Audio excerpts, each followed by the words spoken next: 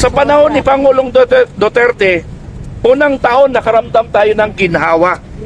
Hinahamon ko ang Congress na magharap-harap kami.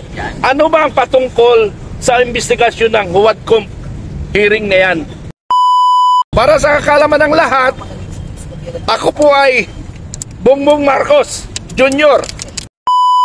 Okay, magandang gabi. Magandang gabi, sir. Kababayang Pilipino na talagang totoong lumalaban sa katotohanan. Ako po ay isang Deputy Supremo ng Filipino Guerrilla Forces. Isang retired Colonel ng Army. 39 years ako sa serbisyo. Na kung saan ay nagserbisyo ng tapat. Ngunit nung ako'y mag-retire, nakita ko ang problema ng ating bansa.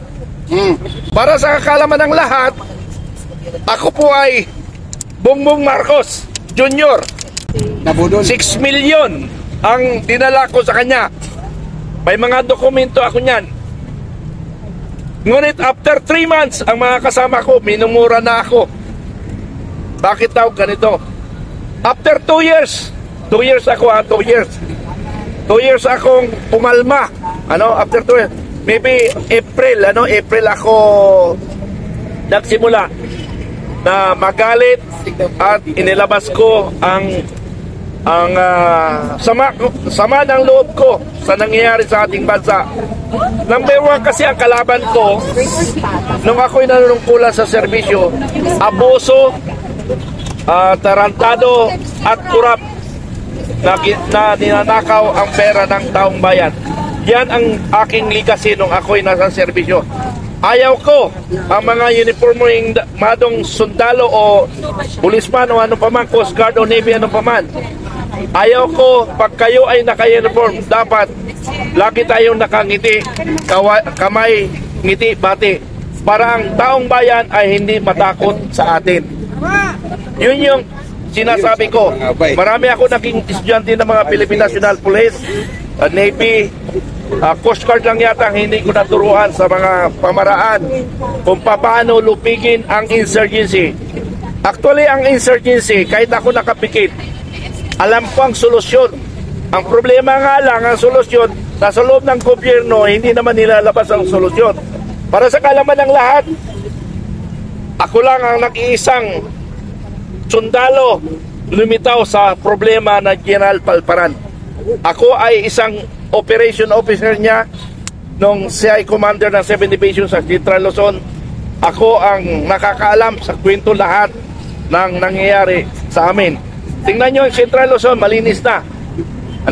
Malinis na, mahirap makabalik ang Partido Komunista sa Central Luzon. Dahil ang bumubuhay lang naman talaga ay mga taong bayan, ang masa.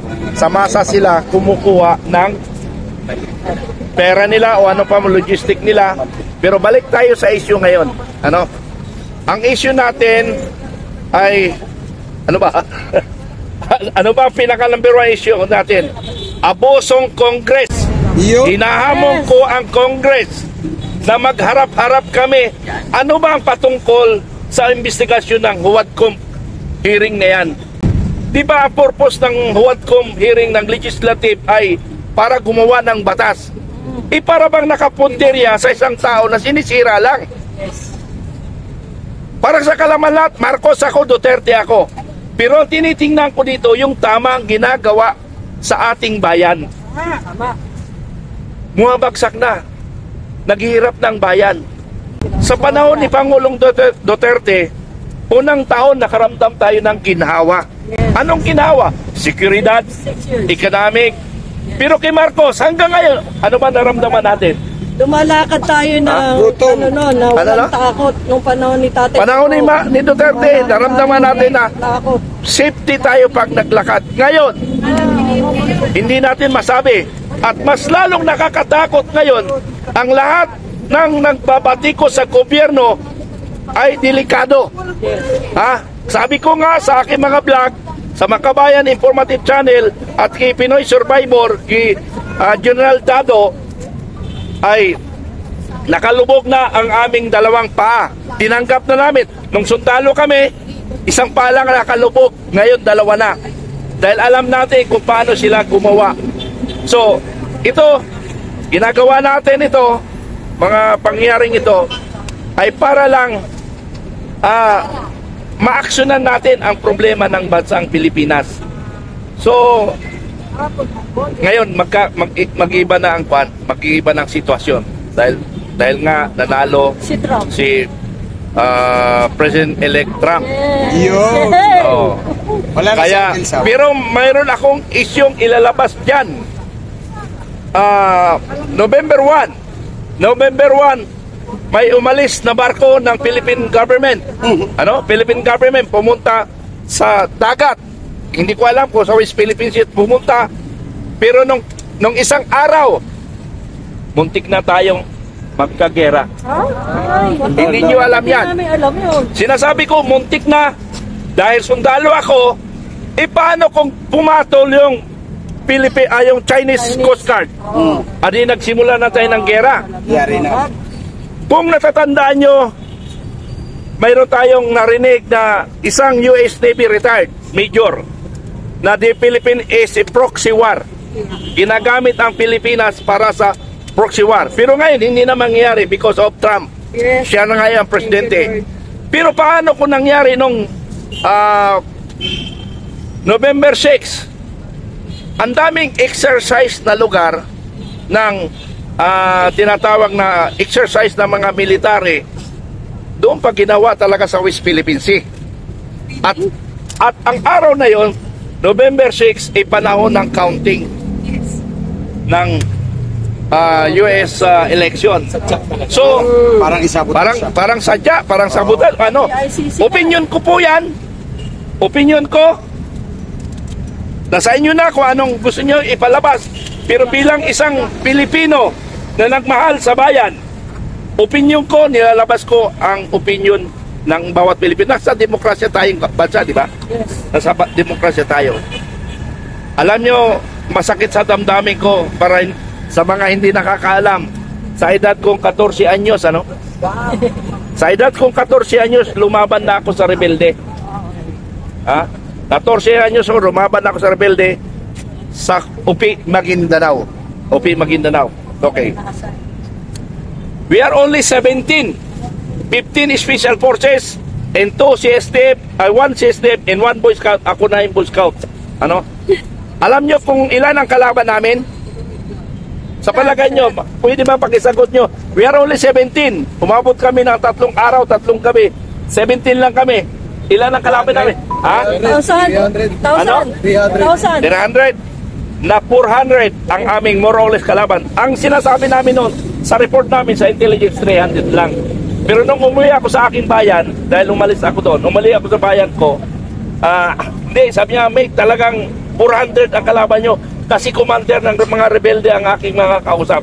So, in my conclusion, 400 yung kalaban namin, 17 kami. Ang tanong, may namatay ba sa amin? Walang namatay sa amin. Walang na-monitor mo ako. Walang namatay sa amin. Isa lang tinamaan. Yung kabady ko, dito lang. Sa kwento mo, ano ginamit niya? Okay, mamaya, anong ginamit? So, kwento. Yung kabady ko pa ang tinamaan. Tapos, nung inhatid ko sa gitna, bumalik ako. Akala ko ako ang may tama. Kasi yung slag na tumama sa kanya, nasa dibdib ko. Nakuha ko yun. Sabi ko, may tama ako, may tama. Ano sila? Pero wala naman akong butas. Wala naman akong butas. May kakilala. May kakilala. Bangag daw, bangag. Okay, bangag. Okay. So, patuloy ko. Kwentuhan lang muna tayo, Yes, sir. Muna, kwento. So, natapos yung giyera na yon, 3 araw, 3 gabi kami lumalaban. Ang kalaban namin 400. Isa lang ang tinamaan sa amin. Ang kalaban namin, base sa intelligence report, 75. Ang mga namatay sa kanila, 150. Yung mga tamaan sa kanila. Bakit? Kasi pag araw, may kasama kami fighter plane. Noong panahon namin, may fighter plane pa. May fighter plane pa. Noon. Ngayon, wala na. Wala na tayong pambili. Wala nang pera eh. panahon ni Bongbong Marcos, si Pangulong Bongbong Marcos, ano bang actually talaga sa totoo lang, wala rin siya pagmamahal sa sundalo. Karamihan nakaupo sa Kongreso ay mga komunista. Kaya wala na tayong budget para sa mga Opinion mo, sabi forces nila, of the Philippines. ang mga nakarami nakaupo sa Congress, mga komunista, ang sa akin naman, wala silang mga bayan.